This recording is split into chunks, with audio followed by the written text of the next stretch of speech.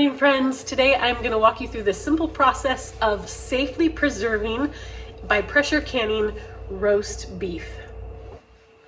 This is delicious, it is tender, and it is flavorful, and it lasts for years on the shelf safely. And so I'm going to show you how to safely do this using a Presto pressure canner.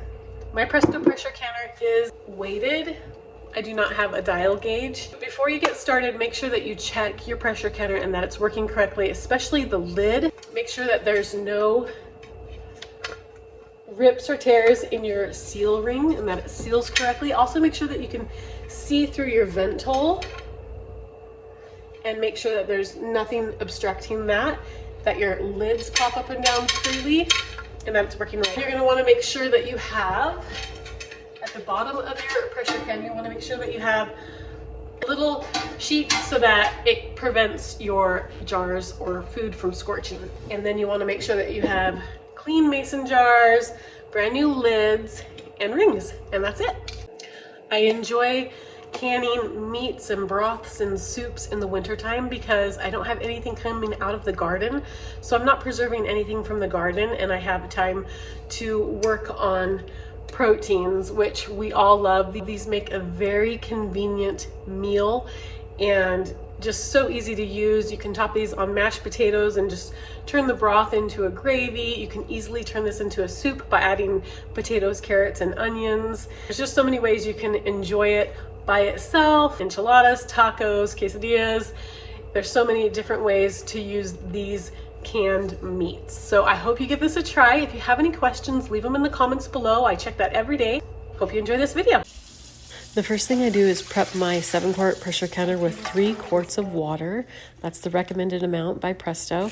And then I put a splash of vinegar in there to keep my jars clean. Next, I am going to trim my fat off of this meat. The fat can prevent the jars from sealing correctly, and it also spoils a lot faster than lean meats do. So I trim that fat off, and I save it for my dog. She loves it. And then I am going to trim my roasts into large chunks, so 1 to 2 inch chunks. It's okay if you have a little bit of fat in your roasts. It's pretty hard to get rid of all of it. No need to be perfect here. Just try to get them into about 1 to 2 inch chunks of roast beef. This is an optional step. I am searing my roast beef before I can it. This just seals in some flavor, gives it a great texture, creates that Maillard reaction, gives it a really beautiful browned color, and I'm seasoning this with salt and pepper.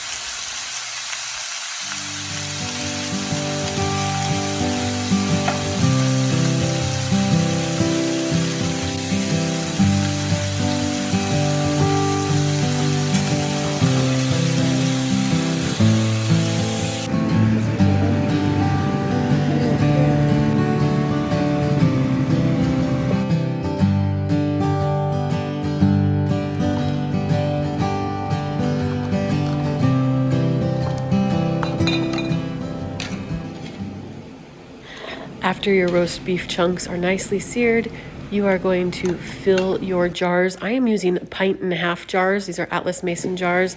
I collect these from Classico spaghetti sauce actually and save them for canning. So fill your jars with your roast beef, and then I'm going to top off the jars with some broth that I already had in the refrigerator. You can also use water. If you're raw packing this instead of browning your meat first, you can just pack your jar as full as it'll get of roast beef, and it will make its own broth as it processes.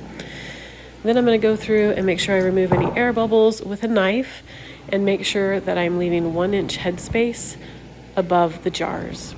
Cleaning the rims with some white vinegar. This just makes sure that there's no grease or anything on that rim that will prevent the lid from sealing correctly. And then I place my new lids on there and I screw the bands onto just finger tight, and then I place them into my prepared water bath canner that has 3 quarts of water in it. I actually have a couple extra jars, quart jars here of broth that I've had in the fridge that I have wanted to pressure can, so I'm going to put those in here. Then you line the lid up correctly and click it to seal. Turn your heat up and let it go, and just wait for that to come to pressure. You know it comes to pressure when this button in front pops up, and then when the weights start rocking back and forth nicely, that's when you can set your timer. Now I'm setting my timer for 90 minutes, which is what you process a quart jar at. I am pressure canning these at 15 pounds of pressure because I'm at higher elevation. Otherwise it would be 10 pounds of pressure. Pint jars you only process for 75 minutes. Because this is in between, I'm going to go with the 90 minutes of pressure canning time and then let it cool naturally after those 90 minutes. So I'm actually opening this up the next morning, and then you just wipe off your jars, take the bands off, and store them on your shelf for up to 2 years. Thank you so much for watching my video. I hope this gives you inspiration and answers any questions that you might have about pressure canning meats. If you have any questions, please leave them in the comments below.